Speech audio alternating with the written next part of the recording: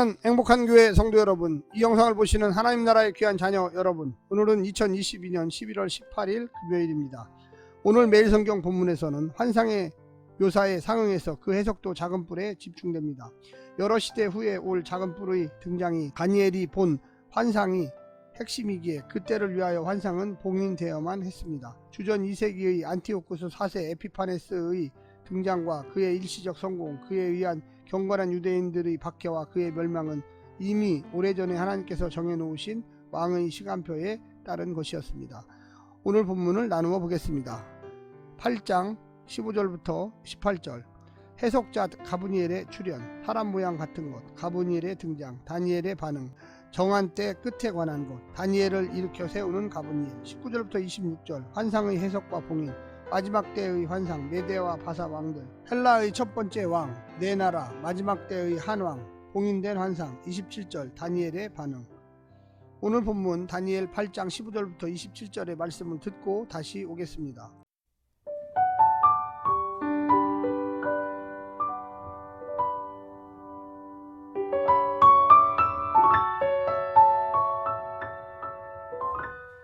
나 다니엘이 이 환상을 보고 그 뜻을 알고자 할 때 사람 모양 같은 것이 내 앞에 섰고 내가 들은즉 을레 강 두 언덕 사이에서 사람의 목소리가 있어 외쳐 이르되 가브리엘아 이 환상을 이 사람에게 깨닫게 하라 하더니 그가 내가 선 곳으로 나왔는데 그가 나올 때에 내가 두려워서 얼굴을 땅에 대고 엎드리매 그가 내게 이르되 인자야 깨달아 알라 이 환상은 정한 때 끝에 관한 것이니라. 그가 내게 말할 때 내가 얼굴을 땅에 대고 엎드려 깊이 잠들매 그가 나를 어루만져서 일으켜 세우며 이르되 진노하시는 때가 마친 후에 될 일을 내가 내게 알게 하리니 이 환상은 정한 때 끝에 관한 것임이라. 내가 본 바 두 뿔 가진 순양은 곧 메대와 바사 왕들이요 털이 많은 순념소는 곧 헬라 왕이요 그의 두 눈 사이에 있는 큰 뿔은 곧 그 첫째 왕이요 이 뿔이 꺾이고 그 대신에 네 뿔이 나은즉 그 나라 가운데에서 내 나라가 일어나되 그의 권세만 못하리라.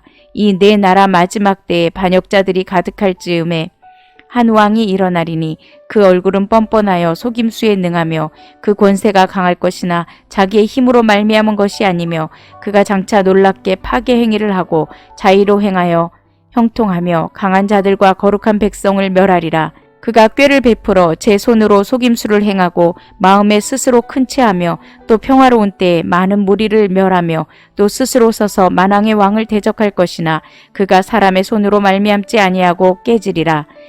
이미 말한 바 주야에 대한 환상은 확실하니 너는 그 환상을 간직하라. 이는 여러 날 후의 일임이라 하더라.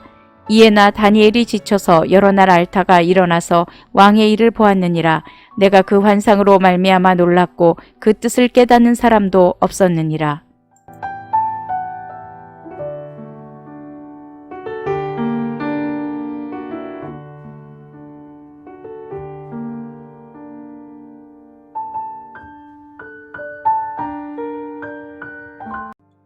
팔장에서 환상과 그 해석은 구조적으로 일치합니다. 3절과 4절의 두 뿔 가진 순양은 20절에서 5절과 7절의 큰 뿔 가진 순념소는 21절에서 8절의 큰 뿔을 대체하는 네 뿔은 22절에서 9절과 12절의 한 작은 뿔은 23절 25절에서 해석됩니다. 다들 한 절만 할애하는데 마지막 때의 한 작은 뿔에만 세 절의 해석이 주어집니다. 역사적으로 보자면 한 작은 뿔이 상징하는 안티오쿠스 4세 에피파네스는 당시 알려진 온 땅을 정복한 바사의 고레스나 그리스의 알렉산더에 비교할 수 없는 작은 인물입니다.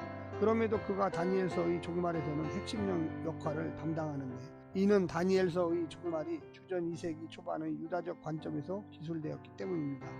솔로몬의 성전이 주전 587년 바벨론 점령들에 의해 화염에 휩싸여 불꽃의 먹이가 된 사건과 제2성전이 주전 167년부터 164년 안티오쿠스에 의해 제우스의 성전으로 돌려진 사건은 당시 유다 사람들에게는 한마디로 종말론적인 사건이었습니다.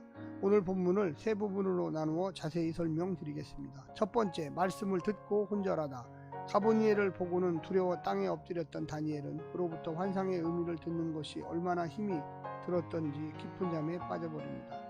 가브니엘이 일으켜 다시 환상을 전해주지만 다 듣고 난 후에 다니엘은 여러 날을 몸져 눕고 맙니다. 가브니엘이 손에 대어 일으켜 세우고 서야 일어납니다. 그것은 주의 뜻이 단지 보고 듣고 아는 것만이 아니라 깨달아야 하는 해석이기 때문입니다. 다니엘의 반응을 보면 말씀을 맡은 자의 사명과 책임이 얼마나 중요하며 그것을 감당하는 일이 얼마나 힘겨운지를 알 수 있습니다. 두 번째는 고난의 끝이 있습니다.